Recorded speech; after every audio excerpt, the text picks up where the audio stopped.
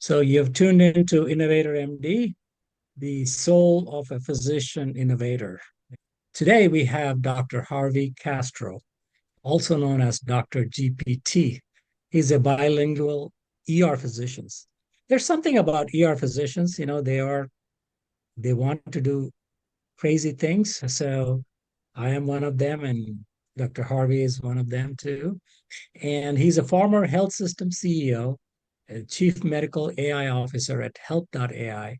He's the author of ChatGPT and Healthcare and many, many more publications, books. He's a three-time TEDx speaker and an advisor to Singapore Ministry of Health. He created 30 plus medical apps and speaks worldwide on human AI collaboration, which drives equitable patient centered care. So, without much ado, welcome, Harvey, Dr. Castro. Thank you, buddy. Welcome to Thanks the for show. having me. And a tiny correction. I'm blessed to say now that I have 5 TEDx talks on how to leverage AI in healthcare. A little You know, overachiever. this is this is exactly who I want to become when I grow up. Uh, so, welcome. How have you been, and where are you joining from today? I literally just set up a second home studio, and I'm excited to show you this new place. I'll take a picture and I'll send it to you guys to look at. But Yeah, basically, there's about 5 cameras, lights, all the stuff. I just haven't had time to add the microphones and all of that. But in about another week, I'll be ready. nice, nice. I'm sure you have a couch there where you can sleep while you're doing these shows and talks and amazing gigs. You're a Yeah. busy man, so we'll get into all of that today. And so to start off, one of the first things I ask these physician innovators is tell us about how you started your childhood, your family, and where you grew up, and how did that affect your choices later on in life? Yeah. Well, first of all, I want to thank everyone for coming. I looked at the screen just now and I see a lot of close friends, so I appreciate it. And a special shout out. My mother's actually here, so I'm excited Wow. to have her here. So thank you, Mom, for coming. And then to answer your question, honestly, at the end of the day, it's all about what your upbringing is. And for me, I'm happy and honest to say that I am happy that I struggled as a child because I really think it launched me to another level. Let me give you a quick background. My Yeah. mom had me as a teenager, so she had to drop out of high school. And as a result, there was not a lot of luxuries in my life. Everything had to be earned, everything had to be hard grit. But it was the best lesson and the best basic training in life because later, like you, I became an emergency room doctor. I was able to understand the different spectrum. And honestly, not having healthcare, you had to be really sick to go to the doctor. And having that ability really morphed me as an adult to say, you know what, this is so important in life. And then on that grit side, really not knowing about tomorrow was really tough. And no matter how hard I work, it kind of imprinted in me to just keep going, no matter where I'm at, just keep going and going and going. Yeah, yeah. I mean, I can imagine. Did you have any siblings, or were you an only child? No, unfortunately, or fortunately, depends what side of the coin. I was an only child. I'm biased. I actually think it was great, but I actually ended up having many kids. So as a Okay, result, yeah. all right. Um, so I mean that is an amazing story, and we can see that your mom has been a support all your life. For her to sign in and watch you here must be a great pleasure for you and for her Yeah, to be definitely. seeing your success and how you're doing. Um, so what are some of the things as you were growing up that drove you towards healthcare or drove you towards being a physician or becoming a physician? Yeah, good question. Believe it or not, that hard grit and not knowing pushed me to the next level. So at age 15, This is kind of funny. I decided to start my own company. You're like, how did you start your own company? Well, I worked for a health food store, and I pretty rapidly learned that the different vitamins, the different herbs had different ways of working. I didn't know the science. I just knew that A herb helped with B ailment, and being Mm. Hispanic and alternative medicine and having a high school of about 4,000 students, I thought, oh my gosh, what if I just sell vitamins to my family, my friends? And then back then I had the vision of saying, I'm going to put everybody on subscriptions and I'm going to get 3 months ahead of time and they'll give me a little extra discount. And I made Recurring revenue. so revenue, exactly. I made so much money that I bought my first car, my first insurance. If my mom needed money, I'm like, here you go, mom, we're good. And it got to the point where I thought, okay, I love this vitamin stuff and nutrition. I really need to up my game and I need to be a physician because that can only go so far. And I'm so happy I did that because it really pushed me to the next level, which was becoming a physician for me. Yeah, yeah, that's a great story. What were the teachers saying? Were they for it, or obviously they may have complained? Yeah, unfortunately, I have changed. Unfortunately for me, I have changed a lot. I was in the U.S. Army, and back when I was a high school, I was the worst student. I know I almost failed like four different grades. I almost kept getting left back each time, and I'd have to like beg not to get left back. I would cut school. I wouldn't go. Uh, when people in my high school and junior high school, elementary school see me now, they're like, "Oh my gosh, Harvey, we knew you were smart, but you really took it to the next level." So how did the army come about? My poor mom, I remember being 16 and having some documents from the US Army. And I'm like, hey, mom, I need you to sign because when I turn 18, the US Army is going to help me with college and I have to go to college. And I know it Mm. broke my mom's heart. My mom, I know she was cringing to sign that document. But as soon as I turned 18, I was officially in the US Army and I started did my whole basic training. At the time, I became a dental assistant. Oh. And I didn't become a medic because I found out that you have 1 minute during war that you are alive. And I was like, that's not for me. And then I found out that the dentists are in the back. I'm like, okay, that sounds safe. As a kid, I was like, I think I want to be there. By the way, my son Ben, he was in the army and he was a medic. Um, you know, Mm, so just we have a few things in common that way. Um, awesome. so so I guess the army was the main, you know, training ground for you, whether it is life or whether it is education, whether it is career. Is that how you started? I needed some cash. And that, luckily for me, I did the reserves and I went to Texas A&M for my undergrad. And I was Mm. so lucky that they had I was kind of like a social worker. My job at Texas A&M to make extra cash through the university. They were paying me crazy back then. I remember they were paying me between $25 and $30 an hour. And back then, I was like, man, I'm making bank. Now they wouldn't ever give me the money. That just went towards my tuition, but that was great because I needed the cash. And Yeah. so basically, it was really cool. I got to go to the elderly and I would help fill out applications for electricity, gas, and government programs to help them subsidize for their utilities. And it was the best job ever because I was getting paid and I got to enjoy helping the community. And as you know, when we're pre-med, we need to show something to the med school that we're actually doing. And Yeah. so I had the vision of starting a pre-med society, and it ended up being the biggest pre-med society at Texas A&M today. And Wow. big picture, it was because of that social program. I thought, oh my gosh, what if I can get more students? What if I can get more people? And it was just amazing. Wow. You're not only an entrepreneur from the beginning, but also you're a social organizer or a community organizer. So that's great. That's great. Well, Um, let me so interrupt you real quick. Let me add one more story. yeah. Again, it's that grit, right? If we need something, how do we figure it out? And I couldn't afford getting my pre-med books and MCAT books, so back in the day, I called all the manufacturers. I wrote letter to the manufacturers to send me the publishers to send me books, and they literally would send me books. I would find errors and equations and some things that were wrong. I would send it back, fast forward when I was in medical school, all these publishers had an arm in medicine. And then I had more publications as a medical student than a lot of my professors because I was constantly reviewing books. And then the entrepreneur in me said, wait a second, if I have all these textbooks, let me reach out to the local bookstore and let me tell them what books should be sold as a year one, two, three, and four.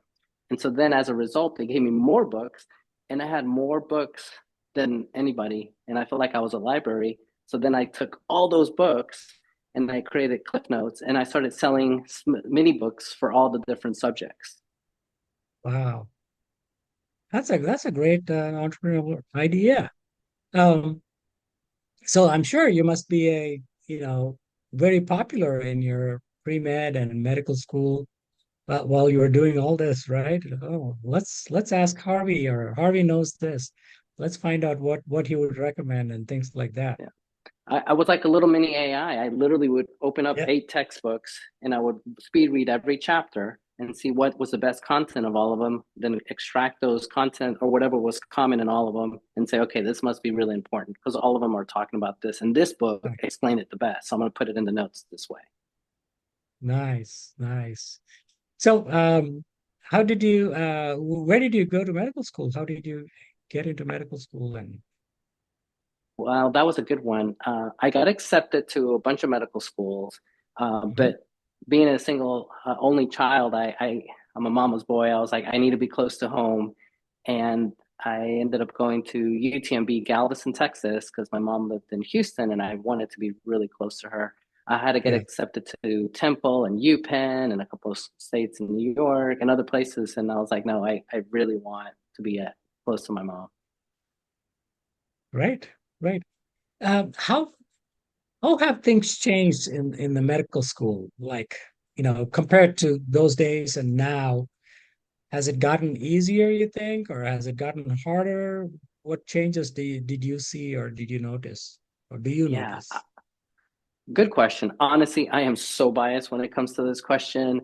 As Okay. you know, I love AI, and I personally think, and I know some doctors are going to cringe when I say this, but I really think we leverage these tools to help us and increase our learning capacity. I really think some of us could get through med school in 3 years.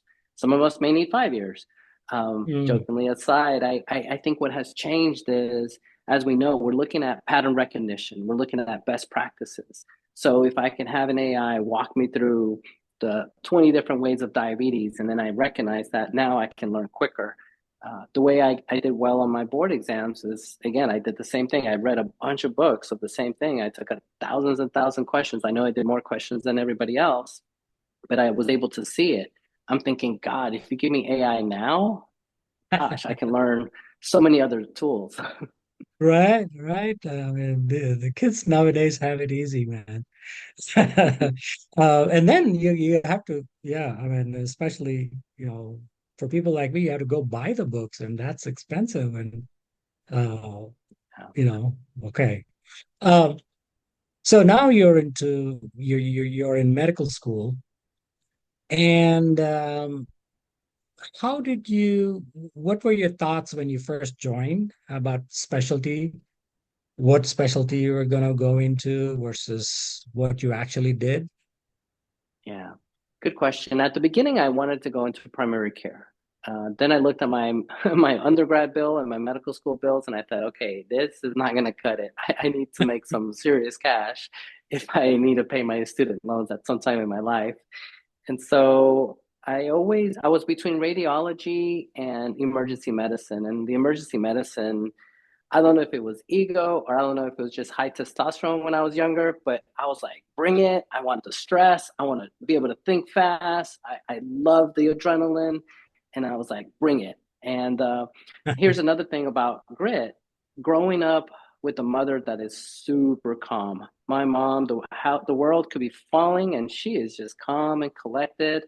I thought, man, I have the personality to be in an ER so that when everybody is going crazy, I'm just Yeah, really mellow, calm, collected. I thought that's a best place for my skill set. that's a great quality for an emergency physician. Um, so, okay, so you picked emergency medicine, and where did you go for residency? So I had gotten married young, and unfortunately, my ex-wife, with our first child, went into premature labor. And so Mm, I stopped all my ER applications and instead applied for a transition year or family practice year close because I figured I'm going to need community, her parents, my mom, family, yeah. whatnot. And so I ended up going to family medicine in Houston. And then you know how this is. Once you apply and you commit, you're done. Well, and she ended up going into preterm labor and then able to stop it and then going full term. And then I'm like, man, I wish I had a crystal ball because I wouldn't have done that. I would have just gone through with ER. So the good thing is the blessing in disguise because in that year of family practice, I got to deliver over 100 babies. I got to practice family medicine. And I really think it helped my personality because I got trained as a family practice doctor. I could do all these things, but I had the bedside manners of family practice doctors. And then you put me in an ER, and then you put the two worlds together. And I was different than my colleagues. Like I was quick, but then I had this different angle of continuity of care and how can we help you and what else can we do? And that hasn't gone away.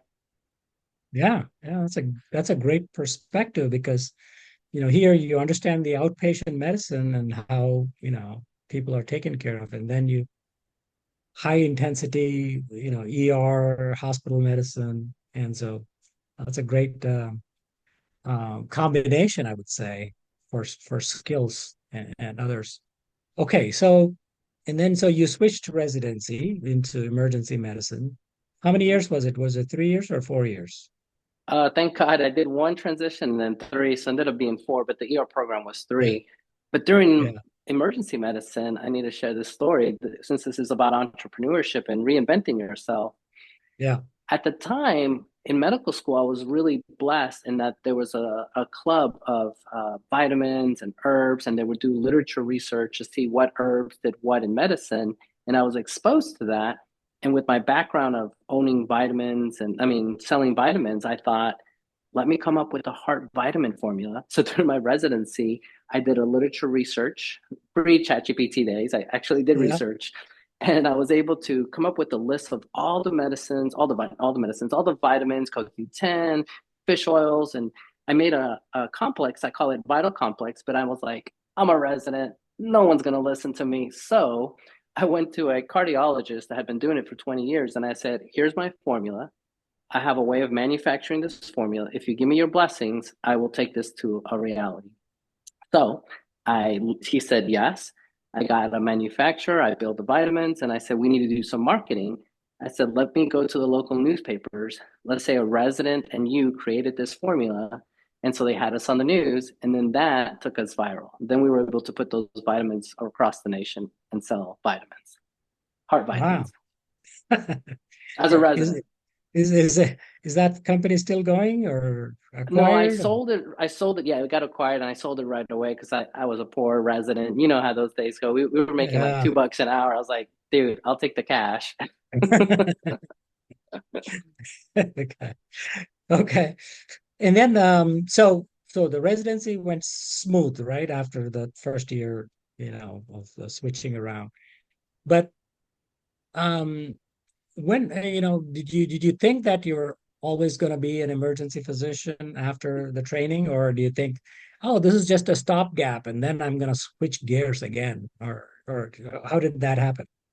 Well, you hit it on the nail. I knew in my heart that there was no way I could be older physician and working the hours like that. I knew early in my residency days, and I said, as soon as I graduate, I'm going to find a Democratic group. I'm going to look to see where Medicare pays the most in Texas, and I'm going to go wherever that is. And then I'm going to get into leadership positions as soon as I graduate so that I could be at a manager level. And I'm going to start taking all the ASEP courses for leadership. And in a way, I'm glad I did because as soon as I graduated, this thing called an iPhone came out. Ah, And when it came out, I was coding a patient in the emergency room and I told the nurse, hey, we need to start this IV drip now. Here's the drug, here's the dose. And she's like, 1 second, doctor. Let me go get a textbook. Let me get a calculator. Let me calculate. And I'm looking at her and see the patient. We're doing CPR. I'm like, oh my gosh, like we gotta go. And I thought, holy cow, what if I take that drug book, put it on a phone where you just tap it 3 times and boom, there's your dose. So I was the first person in the world to create an app called IV Meds that went viral. It sold all over the world. And as a result, that was in 3 weeks after I had that issue with the nurse. 3 weeks later, it went viral. And then I made another 30 applications using the iPhone for different healthcare applications. Wow. Wow.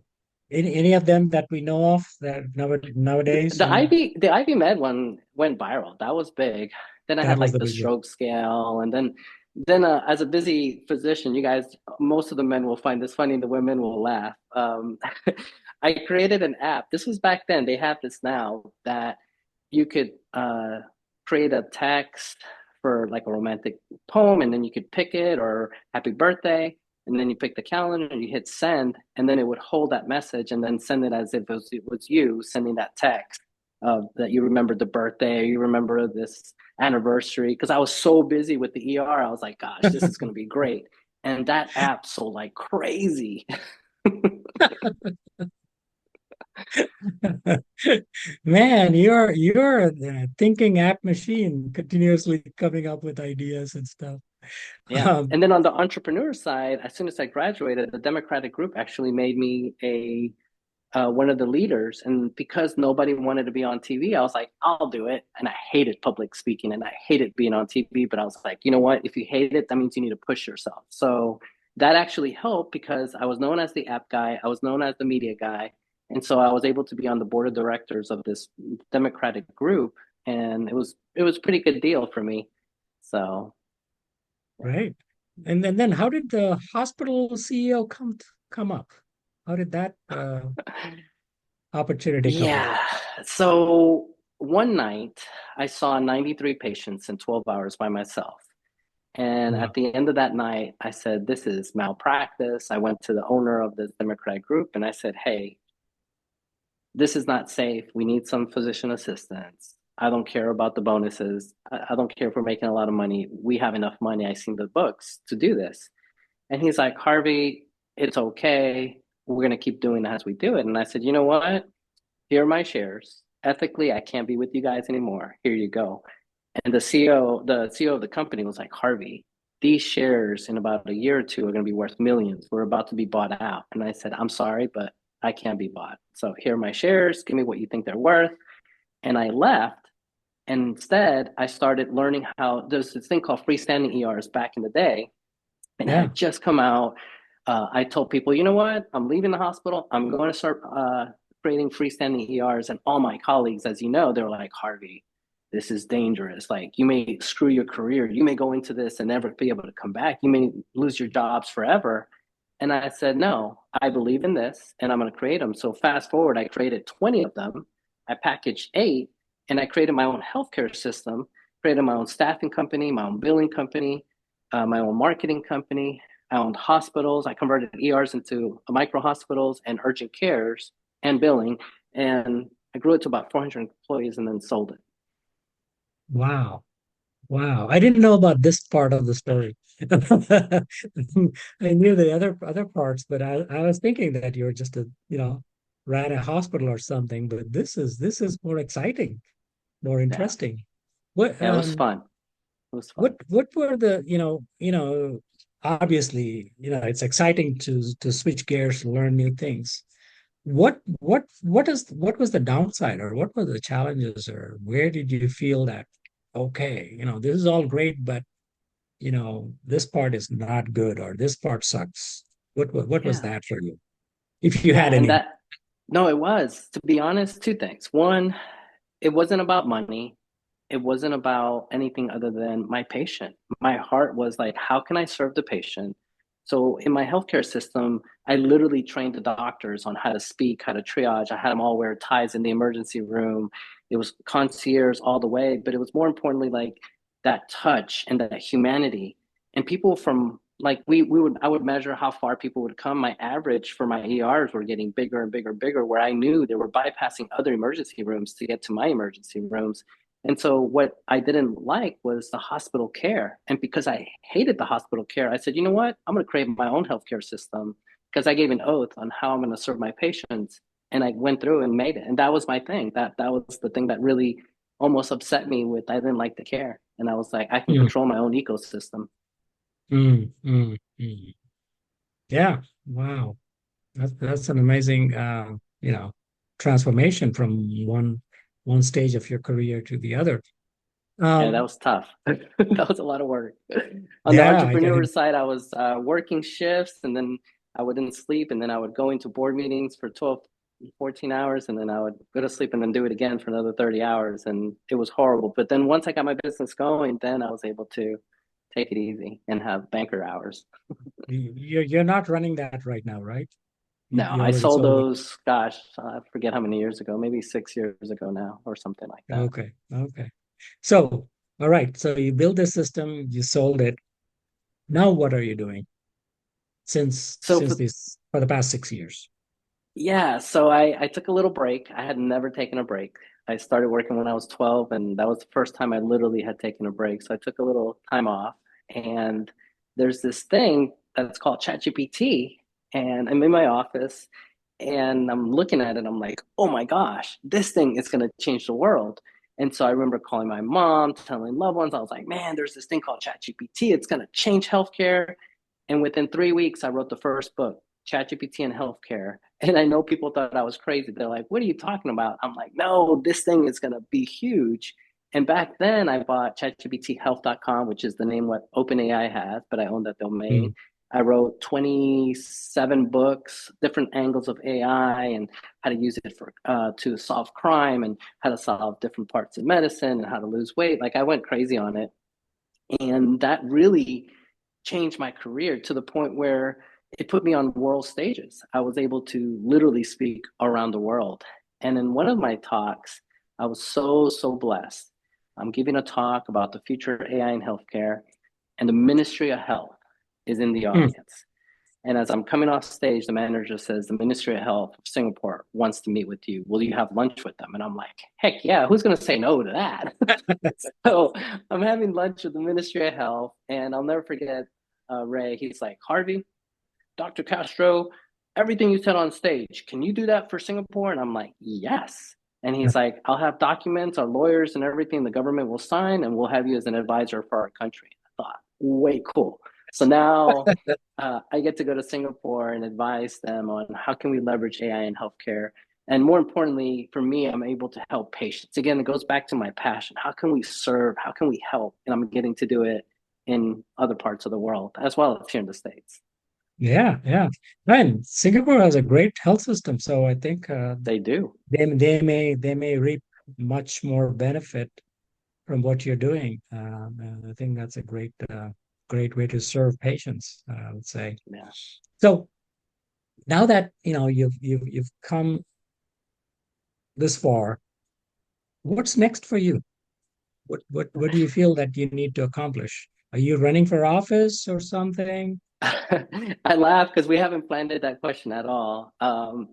In my heart, ever since I was a little boy, I told myself I'll be a doctor, I'll get my MBA, I'll get a JD, and I'll run for Congress. So I have two Okay. of the four done so far. My goal is when I turn 60, I will run for Congress. If I win or lose, I'm going to run and see how All that right. goes. So that's coming for sure. In fact, in medical school, they used to call me the senator, and I have this mug that says I was part of Phi Chi, was a fraternity at med school, and they would say the senator on there because everybody knew I was running for Congress, and Yeah, so yeah. that's happening. But to answer your Well, question, yeah. I'm not done yet. I have five Okay. TEDx talks. I have a passion. How can we serve humanity? But more importantly, no pun intended, I'm taking things to the next level, and that is through phantom space. I am so Mm, blessed. I'm able to be the chief AI officer for a company called Phantom Space. And what they do, it's unreal. They have the launch pads. They're about 12 to 18 months away from their first rocket this is a development. space company. It's a space company. They have their Okay. own satellites that they're already selling. They have a patent 2 years ago for data centers. They have the full stack. And the best part is this is number two and four to Elon Musk when they created SpaceX. These are the founding fathers of SpaceX. This is the Hmm. head scientist that did all the plans for the rockets. Chris Thompson, you can look it up. He did all of the designs, and I'm Hmm. really excited to say I'm working with rocket scientists. But more importantly, it goes back to the patient. I get to serve humanity, and what they asked me to do is come in as a chief AI officer. But the second thing is I'll be their flight surgeon when we start sending people to space. But the third that I'm the most excited about is they said, Harvey, how can we leverage data centers, AI in space for healthcare on the planet? I'm like, I got you on that one, like totally. So I am Oh, coming up with ideas. Some I'm already patenting. How can we leverage these processes so that we can create an ecosystem in the sky, literally, to help healthcare on the planet? And I have some different ideas that I'm working on. So I'm really, really excited because I feel like, man, I'm not just helping places locally. I'm going to be able to help globally. it's like you're a kid in a toy store. Looks like with Yes. with your innovations and things like that. I mean, Yeah. And that's I'm also amazing. working, I know a lot of people are going to kill me because I'm doing too much, but I'm also working on my own digital twin. My goal is to get this product out by the summer. And I have a lot of Okay. work to do, but I'm creating my own digital twin platform for healthcare that I plan to release by the summer. So we'll see. But that's Oh, something else that I'm okay. doing. How is that going to work? Uh, Big picture, the following. Hmm. We all don't know what we don't know. And as physicians, we have the advantage that we can look at healthcare a little bit differently. And so what I'm doing is creating a platform to help you with your health, helping with your labs, helping with your workouts, helping you with your health span. And I've been beta testing it for about 6 months. And I created my own RAG model where I have my wearables, my EMRs, my genetics, all my information. And then I'm able to create a dashboard and platform that helps optimize my health. And as a physician, I can look at it and say, yeah, this is garbage. This is hallucinating. Nope, this is right. And I've been able to create this product and I've been testing it on myself. So I Mm. have noticed that my weight has gotten better. My longevity is getting better. I'm looking quote unquote younger because I'm leveraging my tool. Oh, interesting. Interesting. That's a great product. Um, Yeah. okay, now that looks like you've seen every side of healthcare, every type of healthcare, urban, rural, hospital, outpatient, in real life and also virtual, on the planet and above the planet and everywhere, right? So you got a full picture of healthcare, how it's done.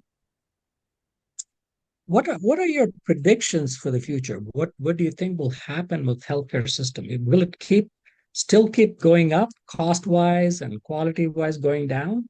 What is your prediction and what do you think will happen? Yeah, good question. I truly think the following. Let me give you a quick story. Unfortunately, my mom had two different types of cancers, and she luckily was able to catch it early. And she's alive today and with us today and on this call because she was able to catch it early. On the I other know. hand of that, my father, he had a heart attack and literally died right away. And I lost my dad at an early age. And I look at Hmm. the two and I think, what's the difference? The difference is one was proactive medicine. She jumped on it, she found it, she got on the top of the therapy and chemo, and she survived cancer. Two different ones. The other one is he didn't have any warning signs, anything, nobody knew, and he died. And I thought, what is the future going to look like? It will be a digital twin. It'll be these wearables. It'll be all of this ecosystem to tell us that something is happening. It'll get to the point where I'll give you a quick other story. My Hmm. grandfather and I have been playing chess forever since I was 5 years old. And unfortunately, he has macular degeneration. And as a result, he's got the gene that created it. So basically, what I did is I did an AI search. I did an extreme look at like what clinical trials for CRISPR so we can correct that gene. I looked at vitamins, medications, everything. And then I had AI make a website and I texted it to my mom. I'm like, Mom, get on one of these clinical trials because if grandpa has it, I check myself, I got the gene, you have to have the gene. And so my point is this: if she gets the CRISPR technology. Eventually, I will get it. And eventually, I know that's going to sound a little crazy. My son, I'm going to make sure he gets it. And then whoever he Mm, marries, I'm going to make sure she has the gene that we vaccinated, or not give her the not vaccine, give her the the CRISPR treat. shot, the treatment. But then what does that mean? That means fast forward, my lineage will not have that disease anymore. And so extrapolate that concept and do it for more and more things. I think the future costs will go down. I think we will live longer. And I think we will start finding things because we're leveraging this technology. So, if anything, I foresee, ironically, outside of the US, we're going to start seeing crazy advancements. We were talking about Singapore. Singapore has one electronic medical record, one AI that's able to train on everything. I know this sounds big brotherish, but they have the genes of their entire population, and they can pull up and say, okay, this population here will die in their 20s. Let's attack this disease, this hypercholesteremia that they're attacking, and let's talk to them when they're kids. Let's check their labs. Let's put them on statins. Let's make sure that they're doing better so that they don't die of a heart attack at 20, and hopefully they live longer and longer. So think about all those changes. Wow. Wow. Does that does that mean at some point the cost keeps going up, up, up, and then it'll stabilize and then it'll start falling? I think Right? so. Right? Because, yes, because if you can create things and bring down the cost, that's why right now it's kind of like a gold rush in a way, Yeah. because there's expected value of this high expense, but now we're using AI to bring down the expense and you're able to make money on the delta. Eventually, the government will figure it out and say, okay, we're going to lower the rate to this. But during Yeah. that time, it's a business opportunity to profit if you're looking at those kind of things. So there is an Yeah. opportunity. I can see that. But also a lot of the healthcare businesses that are based on people getting sicker, people having heart attacks, people having strokes, people having kidney failure, all those businesses will have to change or shrink, Yeah. They right? will. They'll have to pivot, right? Just like when we start Yeah. a business and we go down a certain path and we're like, whoa, we got to change. These businesses will have to change. I love Kathy Woods. If anyone looks at investments, and she's really big on CRISPR technology. And uh, to this point of what you just said is, do you make money on the disease process or do you make money on curing the process? And she's putting money, no pun intended, into curing the process. And she thinks there'll be more money in that than this. And so in a way, Yeah. you're disrupting the market. You're literally, what if you could say there's no more kidney failure because we're able to correct the genes, we're able to take that disease away. That's going to wipe out a whole industry, but it's going to create another that's doing that. That's doing that. Okay. Yeah, yeah. Well, my sons are thinking about becoming doctors, and I, some physicians say, yeah, don't encourage them into going into medicine. Some say, yeah, do it because things will be different, but it's a different type of profession when they graduate. What is your take on, what would you advise your son to do? Oh, I know everybody. I'm looking at the screen. I see a lot of people smiling because they're getting that same question. I believe, and I don't want to sound like a doomsdayer, but I do believe the future will be having robots where the robot is going to be able to hear my voice, the hemoglobin A1C, the blood pressure, will be in elderly care and take care of me one day to say, hey, Harvey, I'm detecting some changes in your voice. Let's get you checked. And I'm going to be able to do it. And so my point is these robots are going to take away the jobs. So what do you tell your children? What do you do? And so what I'm personally telling my sons and daughters is we need to practice what's up here because these algorithms are getting stronger and stronger and stronger. But at the end of the day, it's that creativity, it's that clinical gestalt, it's your years of experience, it's how you use this noggin and then use it with AI and then put it together to give you something more. So I'm literally helping my son and kids on just working on their thinking and their creativity and their expression because I feel like, think of it this way. Let's all pretend 20 years from now, there's a whole generation that all they got used to was AI telling them answers. And we know everything's a muscle. if this thing up here stops working, we all know there's some studies that if you're using AI way too much, your brain will shift. Now, fast forward 20 years where we have a whole population that all they know is AI. They're going to have a different mind. They're going to have a different brain. They're going to have a different neural connections, different neuroplasticity. And so what happens is I predict everyone on this call, especially us older people, will actually be a good person in the sense that the AI will have trouble figuring out certain things, but we'll be able to be like, no, it's this. Plus, let's leverage AI. Let's put the two together and let's create this. And I think we're going to be a commodity. The other thing I truly think is speaking. You're like, speaking? It's like, yes. People are going to want to hear human speaking, conferences, that human touch, that relationship. They're not going to want to hear a robot standing there sounding like a human. They're not. They're going to want this. So it'll be interesting. I feel like some things will turn back to human. Hmm. Hmm. Yeah, yeah. I mean, I can see that. I can see that. And I'm sure, we're going to go through some growing pains or shrinking pains and a lot of disruption in the industry. And I'm really bracing myself to see, how physicians will do, especially the ones that are in specialties where it is bound to shrink in the future. Um, so now, when are you running for office? Which year? Let's see. That'll be in about 8 years. So 32? 30, 34. 30, So 34? that's Okay. roughly when I'll be doing it. And in about 2 years, I'm going to start working on doing more stuff with the government. I haven't announced this, but I'll announce it. I Yes, please. literally just applied to be on there's many commissions, but I applied to be on 5 different commissions because I know I'll probably only get one for the state of Texas. So one of them is the Space Commission, another one is the Semiconductors Commission, another one is the AI Commission. And so my goal is start working with the government. I'm an advisor for the Texas Medical Association, so I've been to the Capitol. I've been able to help lobby for healthcare in Texas, and I thought this is what I need to start doing to get my name into the ring, so that when I do run, I've already been Yeah. practicing doing and creating, and I have been able to work with people that are close to the governor on certain laws for the state of Texas and help influence that through the Texas Medical Association. So a week from Saturday, I'm speaking to the Texas Medical Association on AI in healthcare. And it's another way of how can we leverage AI into Texas medicine. Nice, nice, nice work. Nice.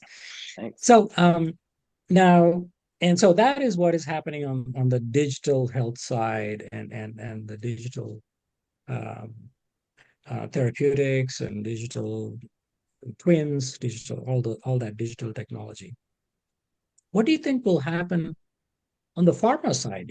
What are your predictions on the pharma side? Is that going to shrink? Are the number of drugs going to be less, or because Oh, that's good. I see, like, for just say for example diabetes, right? See, there are 70 plus drugs on approved, and of course not all of them are being used, but still, that's a lot of drugs. And will that market shrink because we are becoming more and more precise with our medications, more and more uh, uh, accurate with which medicine will work for which person? Or maybe, in the future, we may not need that many medicines. Yeah, What do you think so about that area?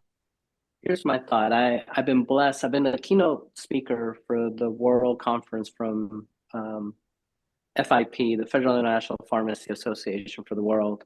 And I've been able to be a keynote and really follow pharmacy and AI. And so here's my Yeah, prediction. And I hate saying predictions because we don't know. yeah, But yeah, this is of my two course. cents for what it's worth. I truly think the following. I think when we leverage AI, when I know your genetics, when I'm looking at you and we're able to create medicines at home, I truly think we're not far from personalized medicine. If I take there's about 25 people on this call, and if let's pretend we all had hypertension and I gave everybody the same medication, we all know that there's only maybe 2 or 3 doses. And sometimes I have to tell you, hey, dude, can you cut this pill because that's your dose? And even then, we're reaching. But if I know your genetics, I leverage AI and I can start manufacturing medicines in my home where I can now 3D print my own medication that's customized to me.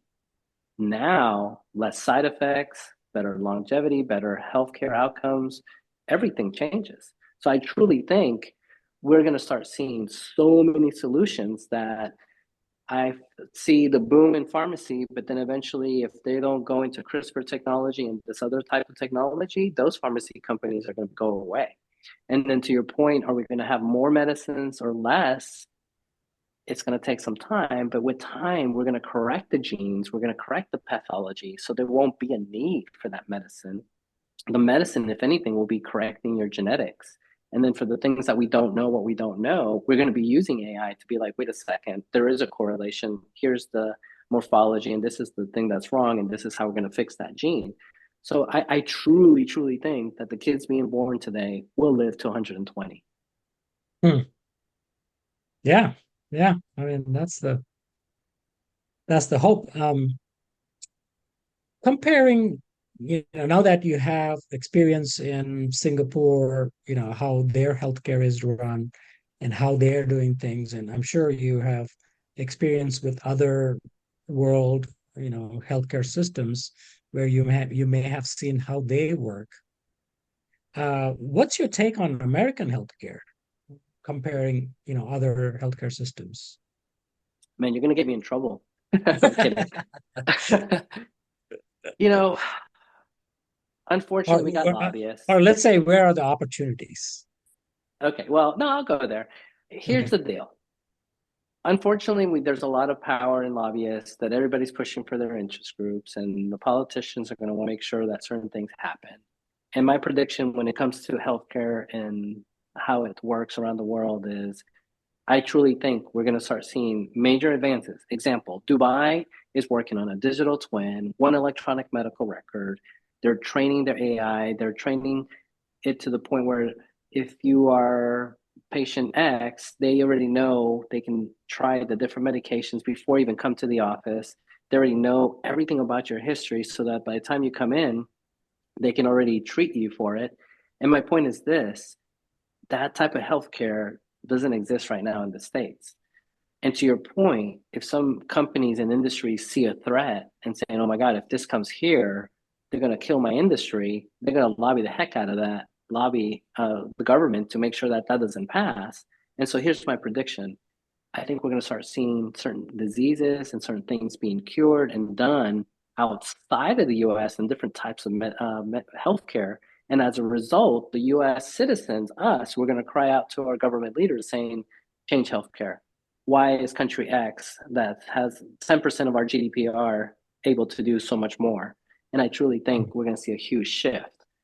And that will come. For better or worse, depending what side you're on this, I truly think we're going to be able to get better healthcare. And I hate talking too much, but there's another reason why we're seeing so much medical tourism because there's some therapies that the U.S. Mm. won't do or is experimental, and you can go to other countries to get those therapies or try those different medications.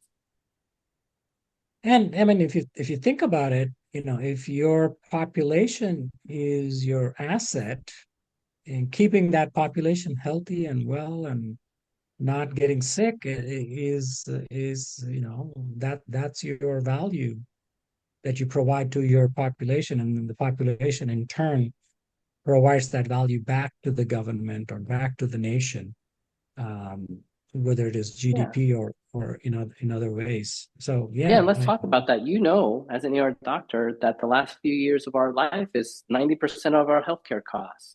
So yeah. that's one reason why Singapore is trying to push health span instead of longevity. So what does that mean?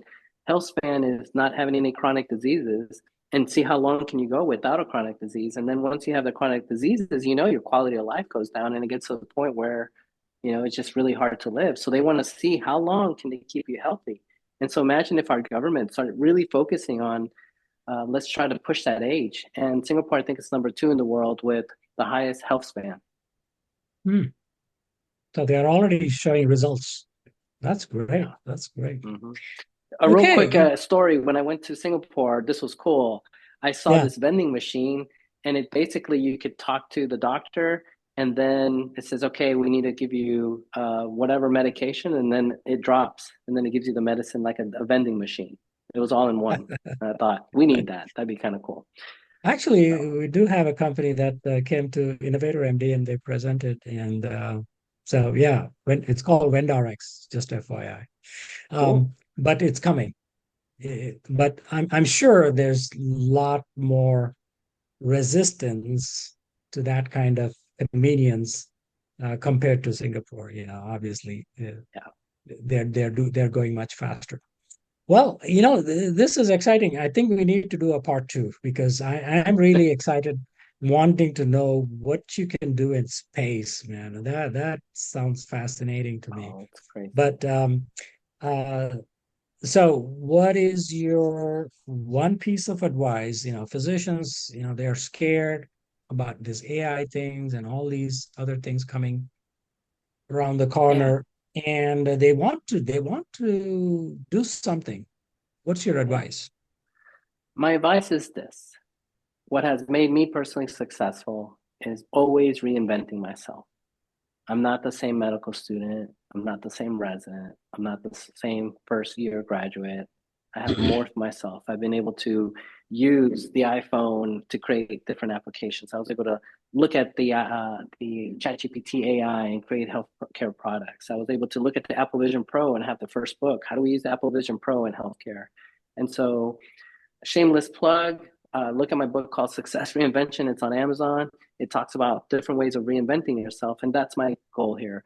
We need to tell physicians and non-physicians that are on this call to reinvent yourself, push yourself. If you don't like it, then realize why you don't like it, and then learn that skill.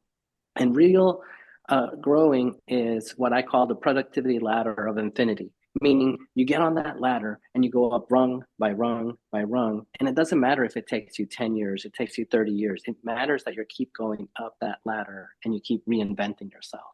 And that is so important in a day of AI. Great.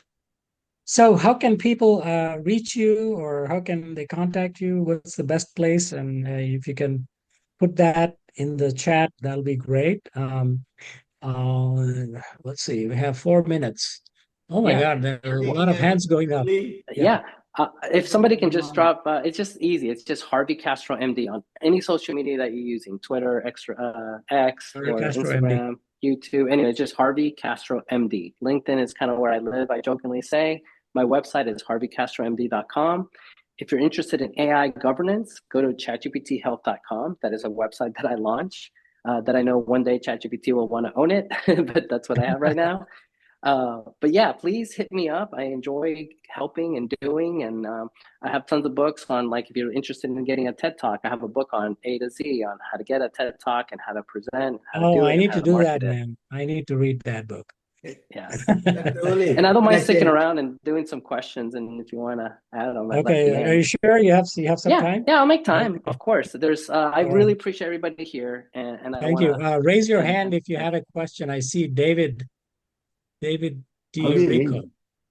Go ahead, David. Unmute yourself and ask. Dr. Uli, it's a pleasure to meet you. And Dr. Castro is a great friend of mine. I used to coach his kid in soccer. I was the captain of the national team, played against Pele and Georgie Best, all the geniuses. And so you've got a stellar man there, and he All has a right. great conscience and giving back. Dr. Harvey, one of the things you just talked about, I thought was fascinating. You know, somebody at home has a 3D printer. They talk to the AI doctor, assistant, nurse, whatever, and they can build their own stuff. The other thing you mentioned that I would like to find out and follow up more about is the soccer and sports. We sell tickets to 50,000 events. We're selling tickets to the World Cup. And for us, being able to reach a team or coaches with these new ideas and new technologies of checking out their DNA and checking out, potential challenges, especially in soccer, heart attacks, cancer, all those types of things. So in terms of sport, especially with managing weight and the mental aspect, you know, Cristiano Ronaldo is one of the reasons why he is because Great. his What is your mental. question? So the question is, you know, how do you relate this to soccer and sports?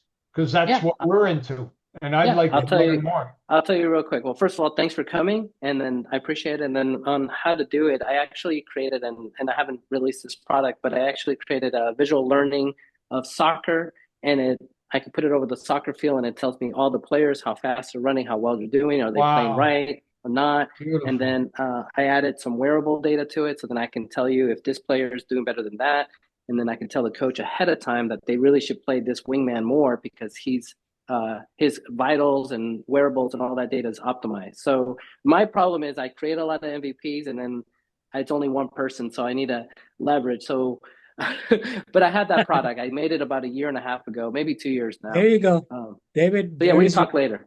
So what's the yes. next question? Thank you, Dave. You're All right. welcome. Anthony, I think I see his hand Anthony? up for a while. Harvey, what a fascinating career you've had. I'm admiring and jealous. So congratulations. Two questions from each of the two hats that I wear. One is that I'm leading a $20 million Wisconsin statewide project in hypertension control, where we're using wearable devices and Mm, RPM to treat people in their homes. mm, One of the challenges there, however, is that none of these RPM companies have a complete array of all the devices that a senior or person with a chronic disease like hypertension would have. When do you think we will see consolidation so that we can expand that industry? And then second question, the other hat that I wear is that I build senior apartment complexes. And in our new ones, we are installing technologies like Help AI, where that's mm. how I actually know you, to predict Awesome. falls rather than react to them.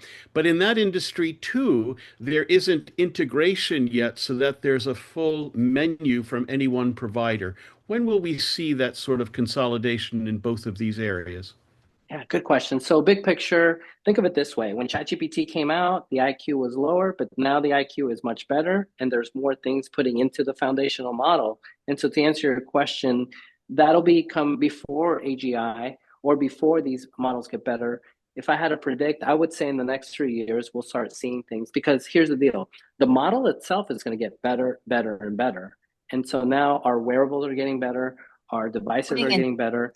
I can't wait to see what Sam Altman releases to see if maybe that's the magic hardware. But as these hardware gets better and better and better, because we're also being able to bring down the cost at first, I truly think there's going to be this sweet spot where you'll be able to do multiple wearables. So yeah, you have my information. We can chat later offline, but there's different angles here. But great question. And thank you for coming. Thank you for mentioning Help AI. Anthony, it's happening right now. I'm seeing a few companies that are actually coming up with those kinds of devices which can capture everything. So contact me on LinkedIn. All Yeah, right. for sure. With that, let's close this session. Thank you, Harvey. Thank you very much. And give a round of applause. Thank you. You've been doing wonderful work. And, we at InnovatorMD, we are always fascinated by people like you. And so you were the top three people that we picked, I should say, Thanks. Thank you. to Yeah, do I this want to with. say something. I learned from both of you that really you're my guru, and Dr. Harvey Castro, you're the first one who started about the ChatGPT. I never heard before that. Both of you are the pioneers in the. Thank you. Our only Thanks. one big question is that we are all getting older. I'm including me. You're not getting older. I'm getting older. Is there any things that helping this tsunami coming up, this older generation? How do we solve these problems? In general, you have any AI or whatever it is, Okay. that Yeah. wisdom of Dr. Uli or Harvey Castro's AI can solve this problem? Yeah. No, for this is what Singapore is working on. How can we leverage AI for our aging You should go population? to Because Singapore. more and more people are retiring earlier and there's bigger gaps. So big picture, I see it as technology, robots, more efficiency in our healthcare. And like you said, we're going to start seeing things like Singapore really maximizing and bringing the cost down. US will get some FOMO, and then eventually that'll happen here. All right. Thank you very much. We'll All right. close Thank you, with guys. that. Thank you, Harvey, and best wishes for your next move. And also, please come back again to Innovator MD because we love talking with you, and you inspire a lot of people. So keep going. And thank you, everybody, for coming. A heartfelt Thanks, thank you so everyone. much, guys. Thanks Thank you. for coming, and please follow Innovator MD and please attend our future events. Thank you, and good night. Thank you. Nice seeing you, Dr. Lee. Bye-bye.